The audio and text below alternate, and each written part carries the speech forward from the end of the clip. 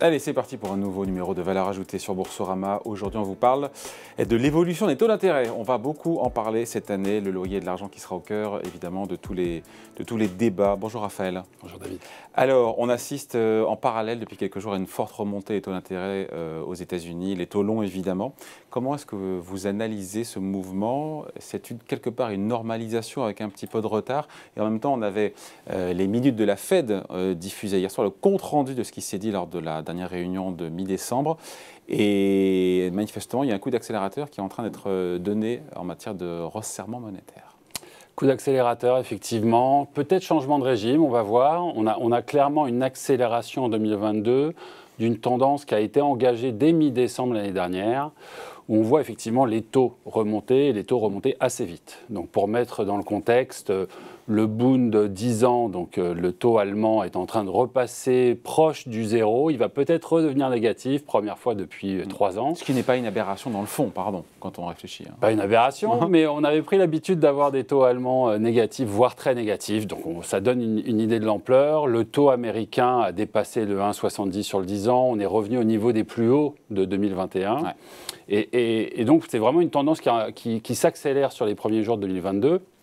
Vous l'avez dit, et c'est probablement quelque chose à noter, on a une caractéristique intéressante de pontification de la courbe.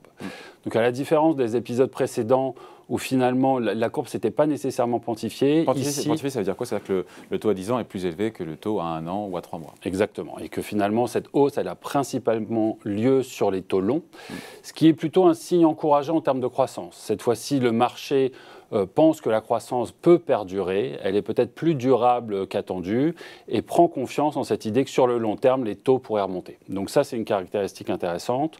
L'autre caractéristique, c'est que les taux réels remontent. Cette idée que... Le taux d'intérêt réel, c'est le taux d'intérêt nominal défalqué de l'inflation. Exactement. Donc cette fois-ci... Qui est très négatif. On peut dire très négatif. On regarde le 10 ans américain à 1,7, on enlève 7% d'inflation, on est à moins 5,5. Hein, voilà. Donc on reste aujourd'hui très négatif. Néanmoins, on est moins négatif qu'on ne l'était.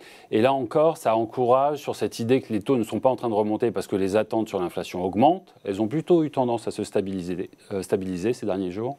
Mais bien parce que le marché prend confiance sur cette idée que la croissance pourrait revenir. Donc tout ça, ça a des implications en termes d'allocation de portefeuille et en termes de performance relative des différents segments de marché. Ouais. On va y revenir justement sur cette dispersion au sein de la classe action. Après, encore une fois, quand on voit ce compte-rendu des minutes de la Fed qui montre une Fed plus agressive, plus offensive, avec potentiellement des hausses de taux d'intérêt, des Fed Funds court terme plus vite, plus rapide, plus importante, un rythme plus rapide. On dit que c'est peut-être un game changer. Ça, on évoque même, certains membres du board parlent de pouvoir baisser, réduire la taille du bilan de la Fed. Est-ce qu'on n'est pas sur un game changer là aujourd'hui? Mal anticipé par les marchés pour l'instant. Disons qu'on est dans une accélération d'une tendance qu'on sentait poindre à la fin de l'année dernière, cette idée que oui, la Fed s'est peut-être trompée, que finalement l'inflation n'est pas si transitoire, qu'elle est plus structurelle et que dans ces conditions, il fallait accélérer. La surprise venant quand même mi-décembre, en tout cas sur le compte-rendu qu'on a pu lire hier, sur cette idée qu'il fallait accélérer, mais encore plus qu'on ne le croyait, et qu'aujourd'hui la Fed semble inquiète, ce qui en contrepartie inquiète aussi les marchés. D'où la correction aujourd'hui sur les marchés actions. D'où la correction. Alors, on va quand même mettre un petit bémol, c'est qu'il y a un délai d'environ 15 jours, 3 semaines entre ce compte-rendu d'une réunion qui a eu lieu mi-décembre et aujourd'hui. Sur ces 15 jours, 3 semaines, la lecture de l'inflation a eu tendance à se stabiliser. Donc, est-ce que la Fed aurait exactement mot pour mot le même discours aujourd'hui, là où les tendances inflationnistes se calment?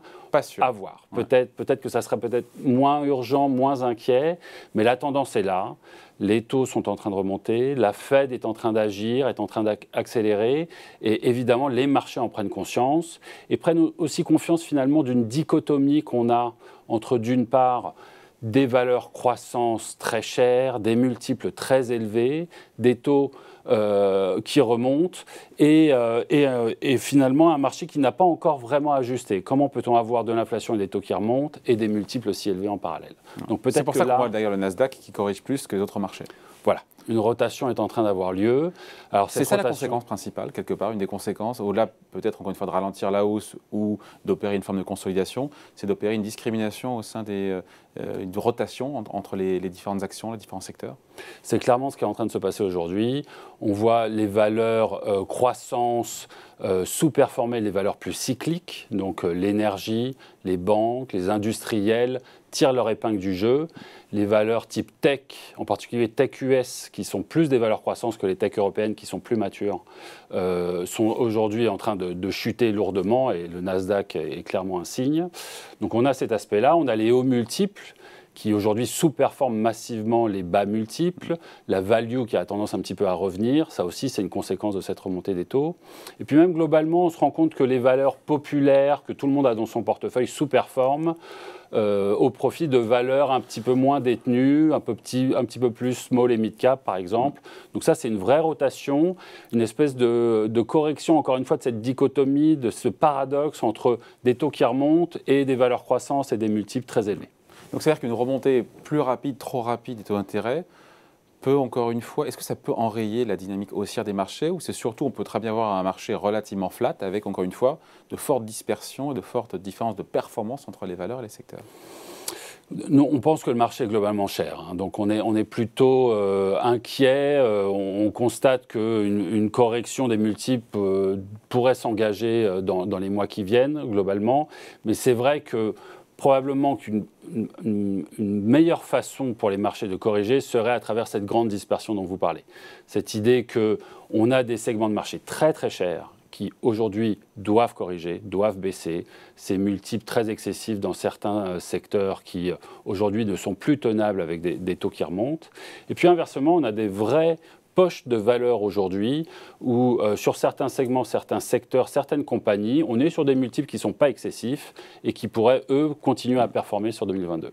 Donc la sélection d'actifs est clé et on doit pouvoir générer de la performance dans un marché de gagnants et de perdants comme ça. Ouais. Et donc les actions qui peuvent, ou les secteurs qui peuvent bénéficier, on l'évoquait rapidement, bénéficier de cette remontée, encore une fois, des taux en 2022. En 2022, on pense aux valeurs bancaires. À chaque fois, on se dit oui, effectivement, la quantification de la hausse des taux, ça veut dire que ça fait une meilleure marge d'intermédiation entre le court terme et le long terme, entre le prêt et l'achat, le loyer de l'argent. Mais au-delà des banques, qu'est-ce qu'il y a d'autre comme secteur Alors les valeurs bancaires, vous avez raison de les mentionner, elles ont en plus cet avantage d'être pas très chères, malgré la performance de l'année dernière, surtout en Europe, et donc probablement qu'il reste de la valeur là-dedans.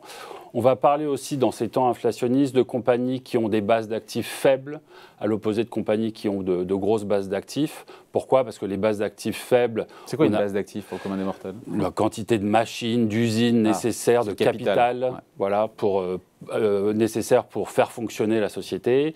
Moins il y en a des machines, moins cher ça coûte de les remplacer l'année d'après à des prix plus élevés. Donc ça a tendance à surperformer en temps inflationniste. On va parler de compagnies avec de fortes capacités de passage des coûts dans les prix, ce que les anglo-saxons appellent le pricing power.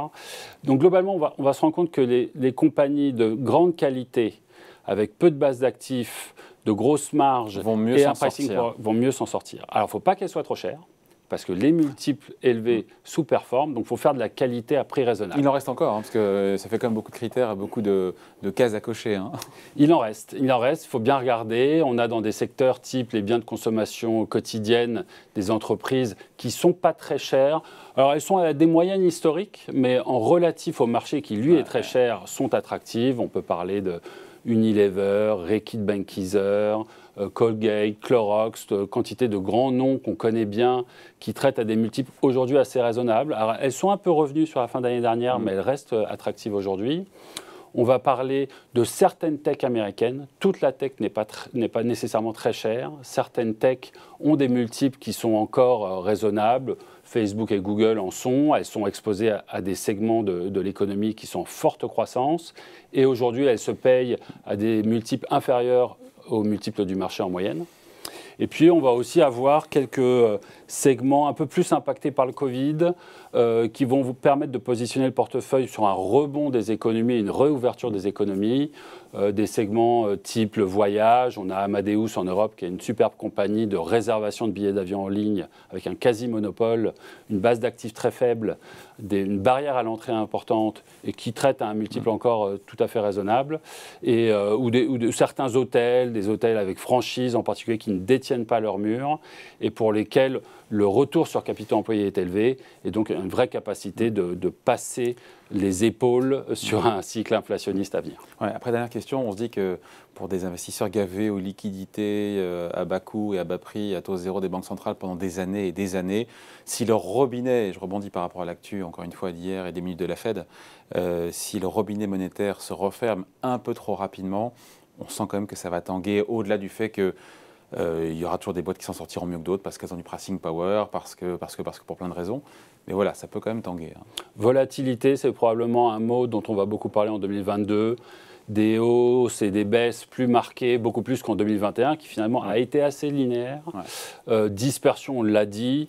Et ça commence dès aujourd'hui. Le Nasdaq dévisse beaucoup plus, moins 3,5 hier soir, beaucoup plus que les indices équipondérés, par exemple, ou que les grands indices de place. Donc dispersion, volatilité, ça veut dire aussi opportunité. Donc être prudent, garder des liquidités sur le côté parce qu'on va avoir des points d'entrée plus attractifs. Aujourd'hui, globalement, le marché est cher, mais être aussi à l'affût. Il existe des segments de valeur, il existe des opportunités. On peut être investi aujourd'hui. Il faut fouiner, il faut les chercher. Il faut chercher. Merci beaucoup. Donc, explication signée Raphaël Thuin. Et on revient évidemment ici sur Boursorama dans une semaine avec un nouveau numéro de Valeurs Ajoutées. Bye.